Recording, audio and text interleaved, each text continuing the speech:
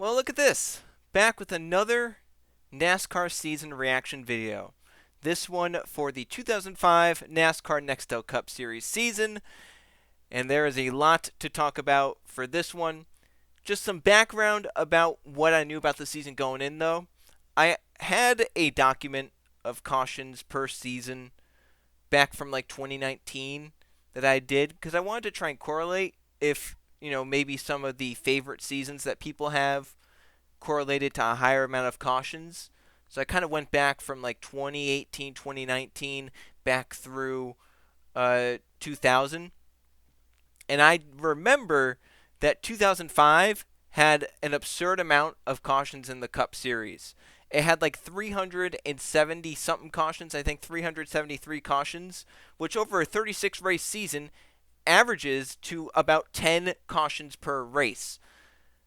I know for a fact that is the only season in the 2000s that had an average of 10 cautions per race.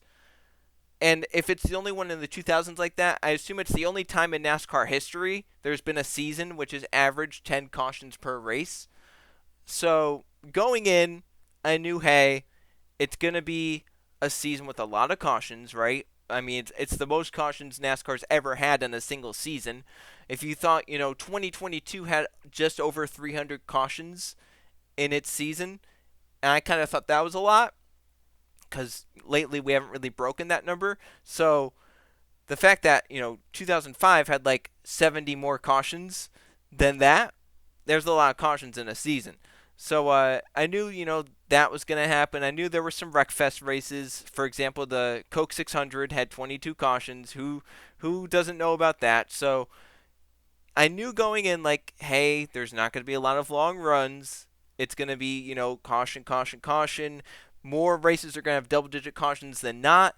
So, I went into it with expectations of that, and I was like, all right, I know what to expect. Hopefully the season can make the most out of it. So, to start off with my overall view of 2005, I'm going to make people angry by saying I didn't like it. I didn't like 2005. Whenever whenever someone is reminiscing about old NASCAR, 90 to 95% of the time, they will bring up kind of later Gen 4 seasons. They will go and say, man, the early to mid 2000s, that was peak NASCAR. Or, man, I've seen so many people go, and even like going back, and when you're watching the races, you can look in the comments of the videos and you can see people that say, a lot of people say 2004 to 2006 was peak NASCAR, was top of the line NASCAR. Even some people going to say 2005 was NASCAR's best season ever, and it's been downhill ever since. Now, for ratings, that's true. 2005 was the highest rated on average season NASCAR's ever had. While 2006 had the highest rated race ever, which was the 500, 2005, on an average of race-to-race basis, had the highest ratings of any NASCAR season ever. The racing quality, though, for a racing fan, to me, was just not there. It was pretty poor. And that's going to make a lot of people mad. A lot of people love that 2004 to 2006 range, or even, 2001 to 2006 range. But 2005, I did not like. Once again, I know I'm going to make people angry with that. It's just my opinion. And going in, it should have been a good season, right? I think everything was setting up to be a good season. It was the first season where they ran the low downforce package for the Gen 4 cars. So you would think, that would improve the racing. It was all, and it made the cars harder to drive to a point where a lot of the older drivers were actually doing well and performing up with some of the new guard, right? So there were drivers like Rusty Wallace, Mark Martin, Sterling Marlin, Joe Nemechek, Ricky Rudd, Dale Jarrett that were competing with drivers like Dale Earnhardt Jr., Matt Kenseth, Kurt Busch, Kyle Busch, these younger drivers that had just come into the sport within the last 5 years or so that were, running well now, but you had the old wily veterans that were still there performing on a week-to-week basis with them. It was honestly that was a very appealing part of the season. You had these drivers that, hey, maybe if you were watching NASCAR throughout your life, these drivers that you grew up with, they were performing well now, alongside the new drivers that maybe some of them you like as well. It was very intriguing in that aspect. But that just didn't save it, right? As mentioned, constant cautions in races. There were more races than not that had over 10 cautions. And, I mean, it just led to very, not all that long green flag runs. And I'll get into it in a little bit, but at some points back then, the long runs were actually better than the restarts, and I'll talk about why later. As mentioned, even on some of the longer runs, the racing was pretty poor.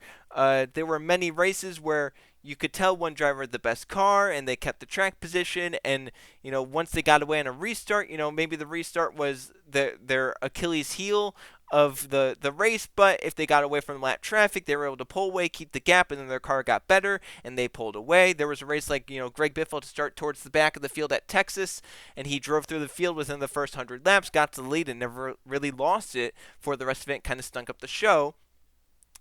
But the biggest thing that I noticed during the season was that, and this didn't even come to me until very late in the season. I think it was Kansas. I think it was a chase race for sure that I remember watching. I think it was Kansas I was watching, where I was watching it and I went, holy crap. If this isn't the most next-gen type of racing that I've ever seen. 2005 reminded me so much of next-gen racing, where it was just like, some people would maybe take 2 tires or no tires, stay out, and they try to get track position, and they'd hold it. They wouldn't fall back at some races. Stuff like, this restart is where a lot of people are going to make up their ground, people kind of fall into place, or even the fact that cars are closer together, right? The gaps are smaller, which you would think would mean good racing. However, not necessarily true, where you can have, 3 cars separated by a second, but if they're each 0.3 of a second apart, you can tell there's an air bubble. You can tell it's very hard to make passes work. There were a lot of races that reminded me of that with, stuff with the next gen, which could be fitting as to why maybe some people think, oh, the next gen is so great, because maybe it reminds them so much of this season, right? I didn't think 2006 reminded me anything of next gen. It was it was more like a COT type season 2006 was.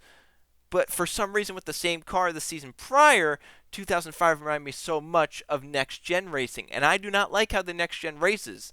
That's just my opinion, where I want off-throttle time and I want high straightaway speeds. And, I want guys to be able to get to the back of a guy and loosen them up. That was still there in the Gen 4, But, yeah, to me it just kind of it was a little bit better than next-gen racing. I'll say that, right? Because you still had off-throttle time in the corners. You still had drivers being able to get to the guy's rear bumper and get them loose, take air off their spoiler.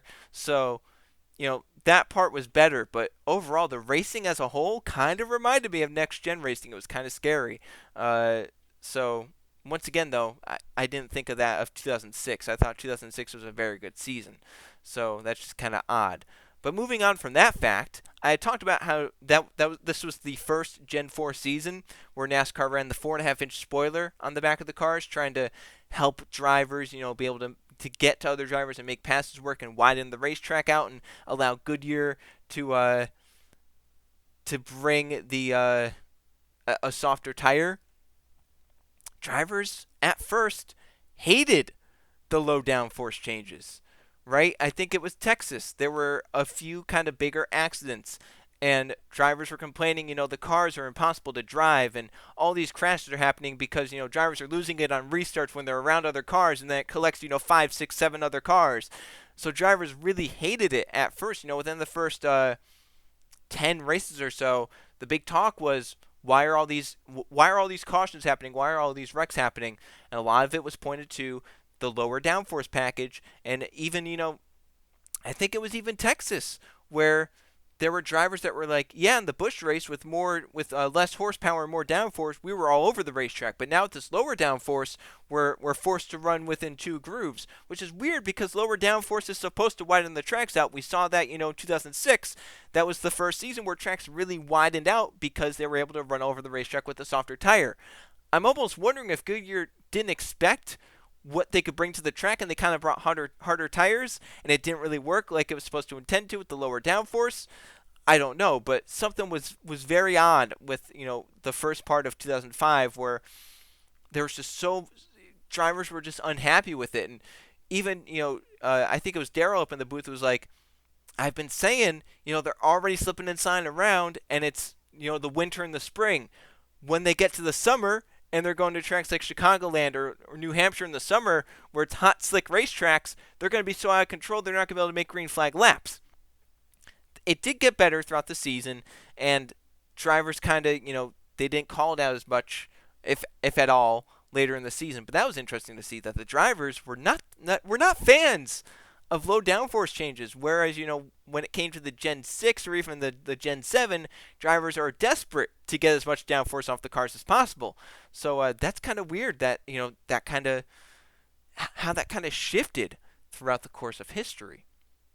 And this leads me into now how I think the Gen 4 is slightly overrated in aspects, or even in some aspects very overrated, right? The racing itself isn't all that spectacular. When I look at an intermediate, right, people say the best intermediate racing ever happened with the Gen 4 car. When I watch it, it's not all that great. I don't know if that's just because the Gen 4, for the most part, whenever they were running on mile-and-a-half tracks, it was narrow racetracks, right? Because the mile-and-a-halves were being built early 2000s or late to mid-90s, so the tracks hadn't really widened out that much. Like Texas was still very narrow, Kansas was still pretty narrow, Chicagoland was still pretty narrow, right? There was like 1, 2, maybe 3 grooves to race on. It wasn't like they were running up against the wall like they were at Atlanta or even at Homestead. It just kind of, it wasn't, I don't know. It's just not spectacular. Even some of the short track racing is somewhat overrated. While Martinsville had the best race of the season in the spring, that spring Martinsville race was the best race of the season in my opinion. I think Martinsville, its peak was with the COT and with early Gen 6. I think with the Gen 4, Martinsville isn't actually all that impressive. I would say with the Gen 4, Martinsville might actually be the worst short track. I think with the Gen 4, Richmond was the best short track. Especially, this Richmond that happened in 05 and 06 where, drivers were able to run different grooves and they weren't sealing the racetrack. I don't think the sealing was all that needed to produce good racing at Richmond. And even Bristol. I think the peak of Bristol was low downforce Gen 6. I don't think what they did with Gen 4 Bristol, I don't think it's all that impressive either. So I think even that stuff is kind of overrated, where I think, the COT performed overall the best at short tracks, and then the Gen 6 kind of followed that up and still performed pretty well at some short tracks. And then the car, we talked about the next gen being too stiff. The Gen 4 was way too lenient in terms of when it would give. Drivers would tap other cars. And when I say tap, I mean like if you went out into your road car and tapped into the back of another car going up to a red light or something at like 5 to 10 miles an hour, right? If you tapped into a car at 10 miles an hour in the Gen 4, I think the front end would probably fall off the car, right? There were so many times where like on pit road, it's like, oh, here's this slight contact. And I forget it's the Gen 4. I'm like, yeah, so what? And then they cut to an angle of it and it's like, oh my God, there's a hole in the front of the car from where he hit him. And I mean, the car just crumbles. I mean, it's good whenever they actually crash, right? But they could tap the wall and it's like, oh, the car's ruined now. Or, oh, there's a tire down because the sheet metal isn't on the tire. So that's another overrated aspect of the Gen 4 is that people want it back, but it crumbled apart so much it wasn't really... It's annoying to watch, honestly, where it's like, oh, this slight contact and now you have a hole in your car. Or, oh, you hit the back end of a guy and now your front end is crushed to pieces. My gosh, that was... Yeah, that's not a great aspect of it. And to actually go back to the racing part, I do think part of it, and I've said this before, I don't know if I said it in the 2006 video, but I'm going to say it now anyway. Racing back then was not set up to be all that spectacular, not all that great, as weird as that sounds, right? So what I mean by that is you had, double file start, that's fine. You go off and, you do that stuff. you could have like a 70, 80 lap green flag run. Very nice, and first place could be leading second place by like 8 tenths of a second, right? Second place is maybe slowly closing in. And then a caution comes out. Maybe it's for debris, because back then they really loved their debris cautions. And then, since you had such a long run, you come down pit road, then you have lap cars. And back then, it was single file restarts with lap down cars on the inside. So what did this do? Well, at some tracks, especially short tracks, the leader would take off, second on back wouldn't clear all the lap cars, right? The leader would clear all the lap cars, second on back wouldn't, and then that gap that went from the leader to second place, like 8 tenths of a second with no cars between them, suddenly, just 2 to 3 laps after the restart, it's a second and a half with 2 to 3 lap cars between them. Restarts back then, I actually loathed when cautions would come out, because I'm like, oh my god. Especially if it was after a long run, because then it's like, oh great. So now, you have 16 cars on the lead lap, and there's going to be like 20 lap down cars on the inside, and, you're not going to be able to battle for position with the guy you're supposed to be, because you're going to have 5 lap cars around you. It's so annoying to watch, and I can't believe NASCAR went so long without changing, their procedure with it. It was so outdated what they were doing. That was for something for like the 70s and 80s. But once you started getting, scoring stuff and scoring loops and automatic scoring and, electronic scoring, with all that stuff, you should easily be able to move on to being like, all right, what we have now, double file restarts, even, double file restarts weren't the necessary best answer, but now with the choose cone, I think it is the best answer. So yeah, it's like they went so long without finally changing it after the All-Star race in 2009. I mean, yeah, it made cautions annoying to come out whenever the restarts back then were just lap down cars on the inside, and it hurt the flow of the race because of that. And now, let's move on to a clip that I'm going to play of an apparent concussion for Jimmie Johnson in the 2005 Brickyard 400. So, Jimmie had a hard crash where he blew a tire in turn 4, came down pit road, car was on fire, stopped in his pit stall. Chad Knaus runs over pit wall and basically pulls Jimmie out of the car. Jimmie collects himself, does an interview. Watch this interview that he does. Listen to what he says, how he's speaking. Look at his eyes even. You can tell he got banged up in the head and likely had a concussion. Yeah, I'm fine. Man, that was hard. That's by far the hardest hit I think I've taken. Just blew it right from a tire, and the way I went head first. So thank God for the soft walls and the Hans device and everything. So I'm okay. I'll be scratching my head for the next day or two, though. You did not realize it was on fire when Chad came through the window, did you? No, I don't really remember coming from turn 4 to the pits. I just kind of remember waking up in pit road and guys were pulling me out of the car. So it's all good. One of those guys we know was Chad Knaus, his crew chief. Chad's been talking with Jimmie. The EMTs have been attending to Jimmie as well, and that was a hard lick, guys. So yeah, knowing what we know now about head injuries, isn't it amazing that he was able to race the next week? I mean, he was banged up. You can tell with his eyes, right? He was blinking a lot. You could tell he was like, oh God, it kind of hurts to see. His whole thing about, I don't remember going from turn 4 to the pit box. I just remember waking up in pit road and they're reaching in and trying to pull me out. That's scary. That is concussion stuff. And back then it was like, oh, he hit his head. He'll be fine after a day or two. He just hit his head really hard. He hit the wall really hard. He'll be fine for the next race. But it's like, oh my gosh. Like, what drivers back then went through, even with the safer barrier. It was still like that car, it just wasn't all that safe. So it's amazing what we have now and where it's like, now what we know about concussions and all that stuff. So, yeah, it's scary to go back and watch some of these races and see what drivers say after hard crashes where they're like, yeah, I'm dizzy, or man, my eyesight's not all that great. And it's like, yeah, because you have a concussion. Man, yeah. That's just a point I wanted to make, because I found that extremely unsettling watching the race where he's like, yeah, I don't remember I don't remember that going from turn 4 to pit road. That's weird. I'm like, oh my God. Jesus. Let's move on to the chase for a little bit. Specifically, the opening race of the chase, which I will call the craziest chase race to ever be had.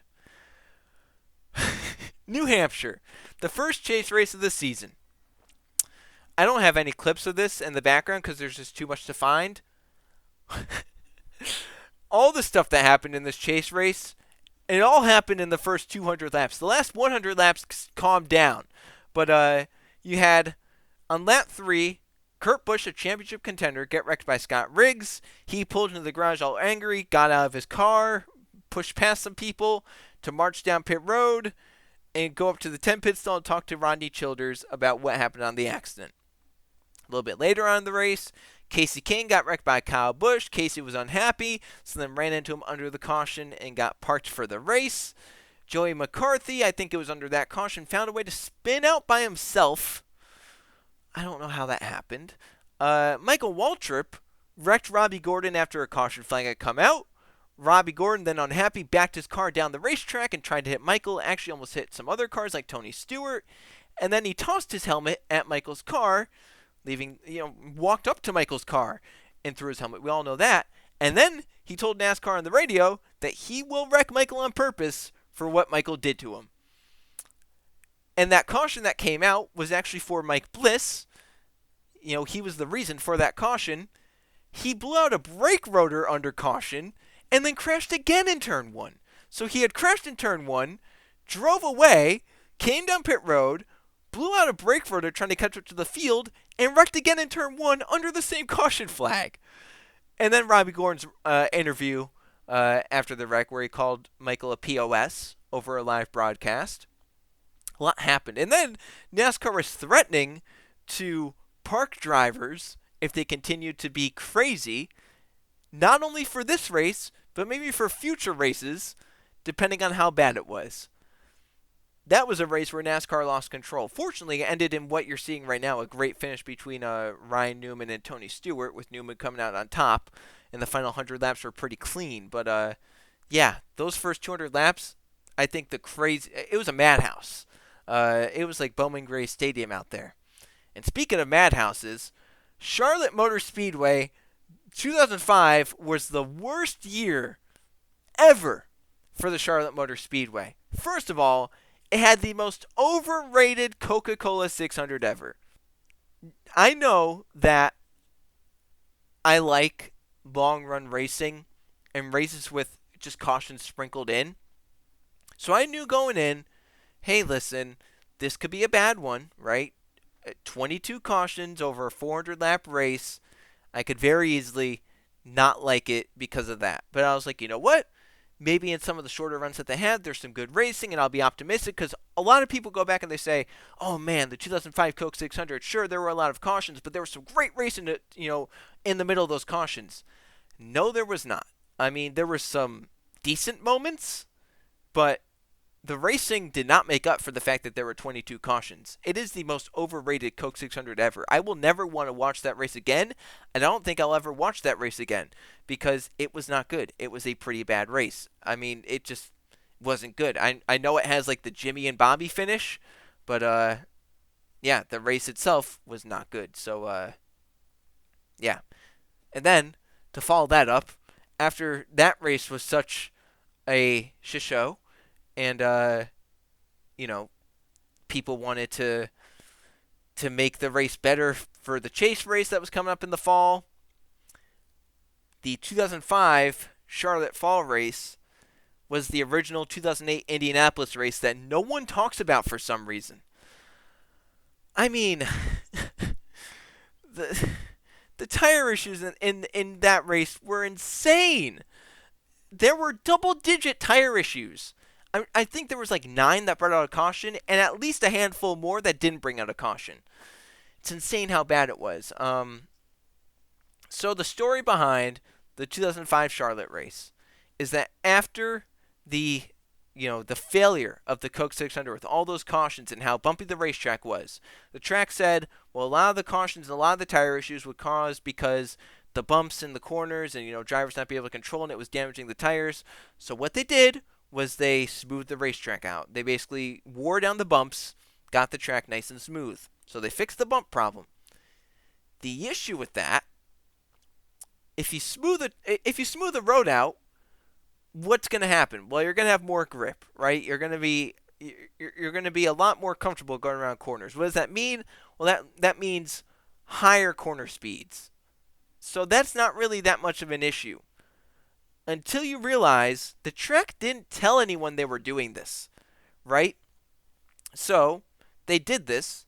NASCAR and Goodyear then held kind of a last second tire test at the track, and everyone who went there basically crashed cars. They didn't crash cars, though, because of the tires. They just crashed cars because the corner speeds were so high they were losing control. In fact, Goodyear, NASCAR, the teams, went through the whole Charlotte weekend without noticing there would be tire issues until the Busch Series race the day before, where tires became an issue and tires were blowing out. So then in the Cup race, what happens? Tire issues happen. NASCAR threw a competition caution early on, but then from there, it got worse and worse and worse. Normally, in a race where tires are a big issue, it will get better as the race goes on. That happened in 2008 Indianapolis. For as bad as that race was, the tires did end up lasting a little bit longer with every run that happened, to the point where tire issues didn't really happen towards the end of the race. This race was nothing like that. They went about 30 laps until a tire issue happened. And then the next run was about another 30. The next run was maybe about 28. The next run was about 25. The next run was about 20. The next run was 19. The next run was 18. The next run was a competition caution after about 15 laps. And this is at a 1.5-mile racetrack. Then the next run was about 18 laps. And then caution and caution and caution kept coming out. We had 18 cautions in a 500-mile race. And I don't know why, for all the videos that there are about the 2008 Indianapolis failure, I don't know why there's not the same amount of videos for the 2005 Charlotte Fall failure, because it was a failure. And not necessarily on Goodyear, right? Because Goodyear did not know that the track had been grooved down to the point where it was a lot smoother and corner speeds were up. If they had known, they would have produced a harder tire and brought it, and we maybe wouldn't have seen this. But yeah, that's what led to the repaving of Charlotte for the 2006 season, because 2005, both races were failures, and they had basically ruined the track after, grinding it down, grinding the bumps and smoothing the track out. They basically ruined it to the point where they had to repave it at that point, or else we would have seen those same issues over the course of the next seasons if they didn't repave the track. Funny thing, though, I actually looked up, right? So I looked at the corner speeds. Well, I didn't look it up, right? They show the corner speeds. They're on board with people. They're showing corner speeds, middle of the corner speeds, right? And I kind of got curious. So I went to this year's Coca-Cola 600, the 2023 Coca-Cola 600, which was run in the day, right? A day race in May. That's a very hot race, right? Very hot, slick racetrack. This 2005 race was a night race in the fall, right? A night race in October. So that's a cool race, right? So there's going to be a lot more grip. Corner speeds are going to be high. The 2023 Coca-Cola 600 and the 2005 Charlotte Chase race had very similar center of corner speeds. AKA, the 2023 race had very high corner speeds in a race that was hot and should have had low grip and lower corner speeds. But yeah, so if you want them to bring back the Charlotte Fall race at night, you better hope that NASCAR brings a car that actually has off-throttle time, because they're going to be running like 180 miles an hour in the middle of the corners with no off-throttle time, if it's that cool. So yeah, that's just interesting as well. How yeah, it was. I don't know, that a little bit off topic, but anyway, I did that while watching the Charlotte race, the Charlotte Fall race, because I didn't, it was boring. There was no battling really that happened, and there were tires blowing out every 15 laps. So yeah, Just wanted to get that off my chest. And finally, the final topic, the TV broadcasts were actually kind of atrocious back then. There were so many times during the season where they would reference something that happened off the screen or under commercial, but they wouldn't go and show it, right? They would be like, oh my gosh, this guy just had a great save off turn 4. And we'd never see it. They would miss restarts because of commercial breaks, and this happened a lot, especially for NBC. They missed restarts numerous times, and it wasn't even just at short tracks. It was at 2-mile tracks like Michigan or Fontana, or at 2.5-mile tracks like Pocono or in Indianapolis. I mean, it didn't matter how big the track was. They missed restarts. It didn't matter, all because of commercials. They had points where they just didn't show the reason for cautions altogether. A guy would get into the wall, we wouldn't see it. A guy would spin, we wouldn't see it. There were points where they just never showed any replays of cautions. They had constant onboard or close-up shots. That's something that we've seen, as of late with Fox and NBC at points, especially Fox. NBC's Through the Field, they did that way too much. They did Through the Field basically every single run, and it got to the point where we would miss battles for position because of it. We'd go through the field, we'd do the top 25 or whatever, we'd come back to and while we were doing that, there was a pass for second place that we ended up missing. Ha ha ha. So what I say is that, honestly, as bad as it is now, it's not too different than what it was back in 2005. And you can go back and watch, TV broadcasts, and you can see, oh my God, it really wasn't all that different. 2005 broadcasts were just as bad as 2023 broadcasts. So with that out of the way, that's my 2005 season review. A season that I don't really want to go back and rewatch. I would like to point out, I'm not going to post the thing on the community page, the screenshot of my race ratings right away, because I didn't get to watch the 2005 Batman Begins 400 at Michigan. The reason being, it's not on YouTube, it's not on NASCAR Classics, so I haven't been able to watch that race at all. The only thing up on YouTube of it is like a 5-minute race recap video, and I'm not going to watch a 5-minute race recap video and be like, oh, that race was an 80 out of 100. So I just haven't rated that race yet. I'll wait a little bit. If someone uploads it to YouTube, great, I'll watch it, and then I'll rate it, and then I'll post the thing. If it doesn't happen after a little bit, I'll just kind of throw up the thing and be like, I'll rate Michigan whenever it appears on NASCAR Classics or someone uploads it to YouTube. But, so I got to watch 35 races. The highest was an 86, if you can believe it. I think that's the first season that I've watched where not a single race ranked in the 90s, which is crazy to think about. And, that was the only race that I would rank above an 85 as well, which 86 is my cutoff for a great race. So there was only one race, in my opinion, that was great. There were 5 that I ranked as under 50, which is a bad. And overall, the season average was a 64.9 out of 100. To compare to some others, 2011 got a 76. 2010 was like a 72 point whatever, 72.8. To compare it to bad seasons, 2019 was a 62.6, 2015 was a 63.8, and then you have 2005 at a 64.9, 2008 was actually better at a 65.3, 2017 a 66.9, 2018 a 67.5. So 2005, a bottom 3 season so far for all the seasons I've watched. So once again, probably made some people angry with that, but that's just how I felt about 2005.